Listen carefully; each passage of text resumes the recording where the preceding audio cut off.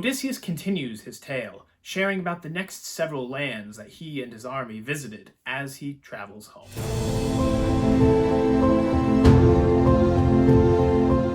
Hello and welcome back.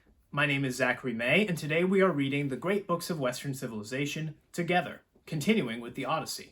This is the Robert Fagles translation, Book 10, and we're going to start with a brief summary of all that happened. Odysseus and his men make landfall at the house of Aeolus, king of the winds. After staying with him for a month, Aeolus sends him on his way and gives him a small sack within which all the winds of the world are contained, except for the one that he needs to drive him swiftly home. Fleet departs, and they come so close to Ithaca that they can see men tending fires on shore.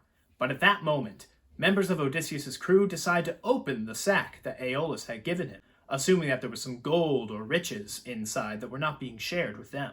When they open the bag, a great windstorm descends on the fleet, driving all of them back to Aeolus' island. Odysseus approaches the home of his former host once more. Aeolus' family members all ask him what brings him back.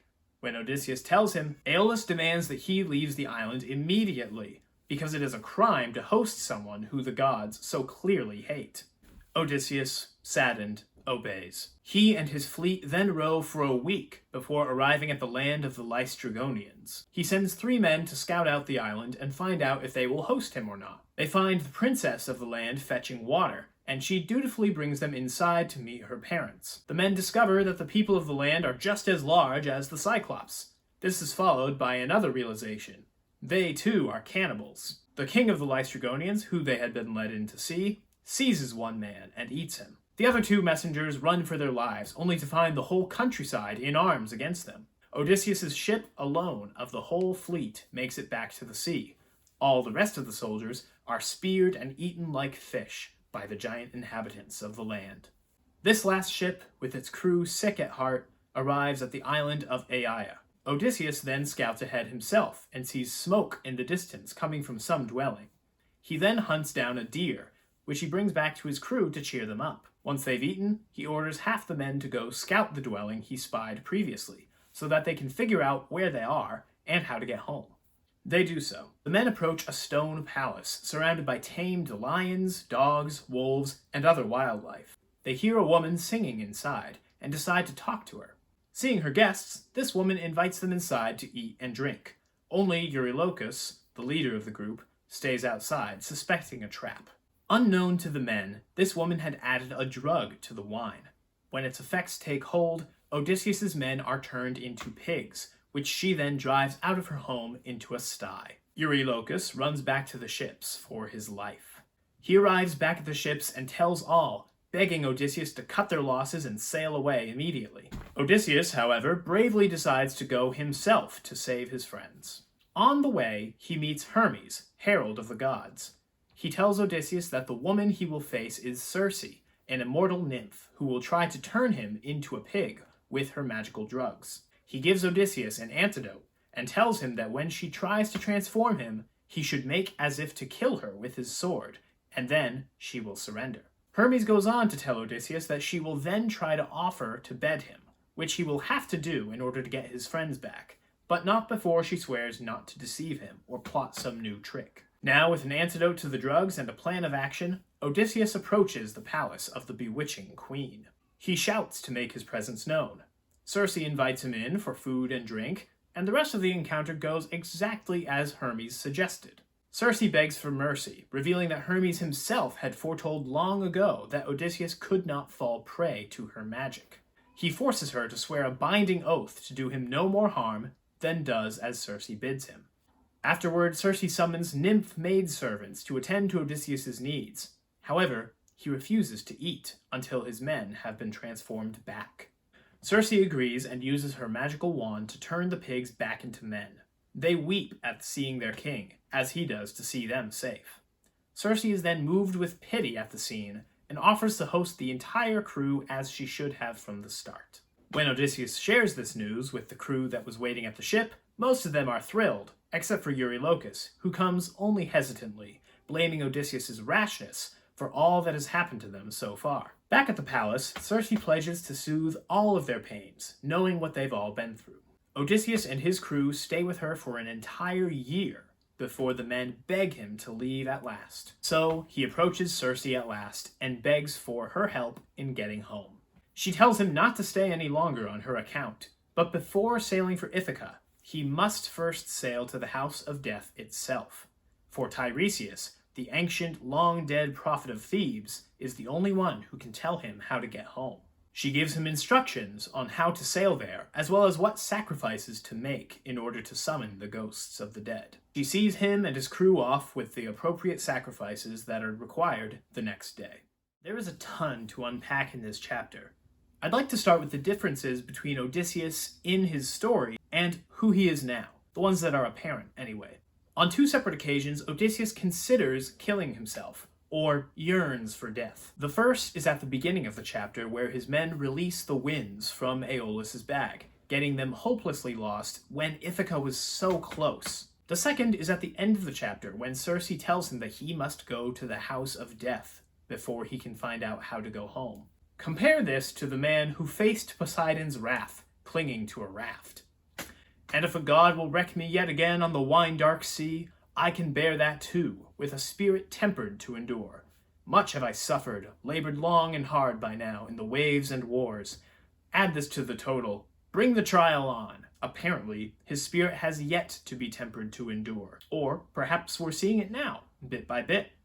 We'll talk about this more in Book 11. For now, just notice that before going to the house of death, he is willing to let himself die, given enough suffering and pressure, and afterward, he is not.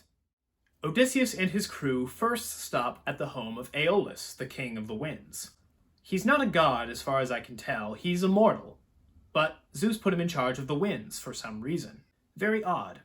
Anyways, he hosts Odysseus and his crew for a whole month. This is not an unheard of amount of time to stay with a good host by ancient Greek standards. But again, the time does come when eventually the guest must go, and it is the host's duty to speed them on their way. Aeolus does exactly that in a way peculiar to him. He gives him all the bags of the world except for the one that he needs to get home, trapped in a bag. This should be a one-way ticket home. But, as we know, his men get curious about what's in the bag and assume that there's some treasure that Aeolus has given to Odysseus, like all of the hosts apparently, that he's not sharing with them. I think this is why Odysseus bothers to tell us every step of the way that he always shares what is taken evenly with his men, to make this action appear especially undeserved and unfair. Anyways, they end up right back at Aeolus' home, and instead of welcoming them all back, Aeolus says that it would be a crime to host them now, because this bad luck proves that the gods must hate him. This is an exception to the law of hospitality. Remember back in the Iliad, Paris is allowed to stay in Troy by his father and family, even though he is in the wrong, he has kidnapped somebody, and the Greeks are hot in pursuit.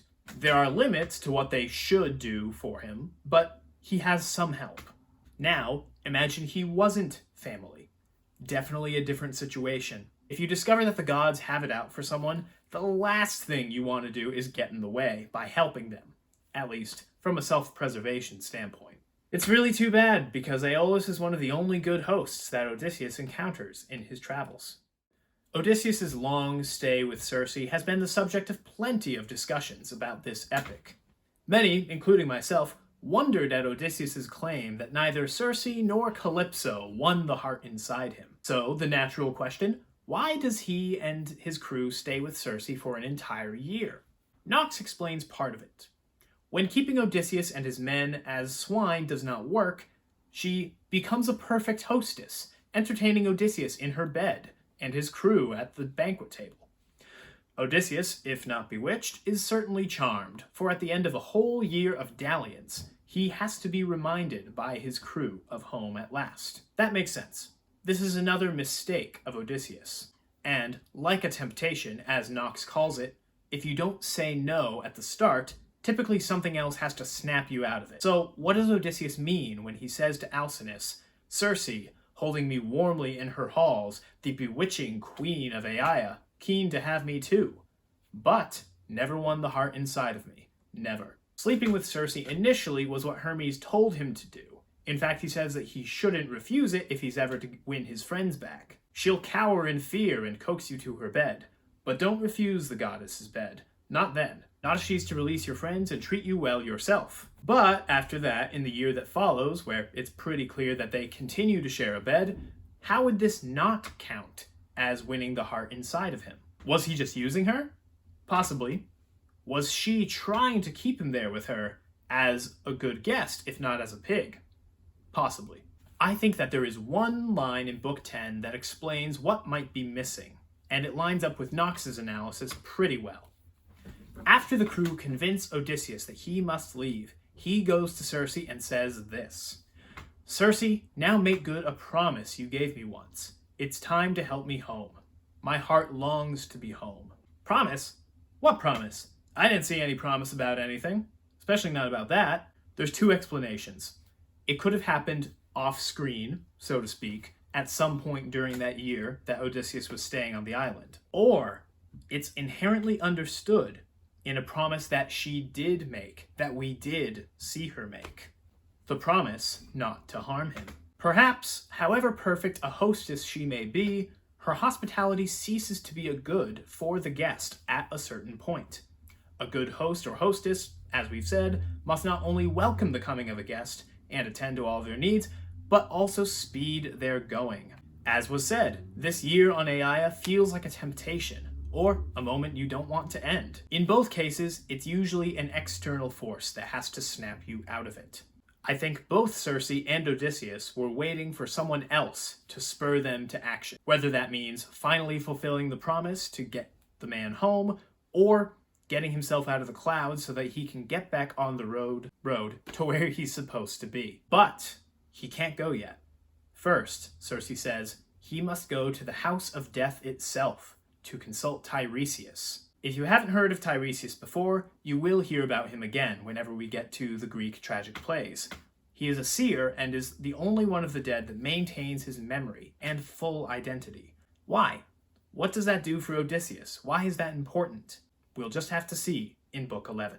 Thank you so much for watching. If you enjoyed this video, please like it and remember to subscribe to the channel. Comment below and answer, why do you think Odysseus stayed with Circe for so long? And why did he finally leave? We'll see you next time.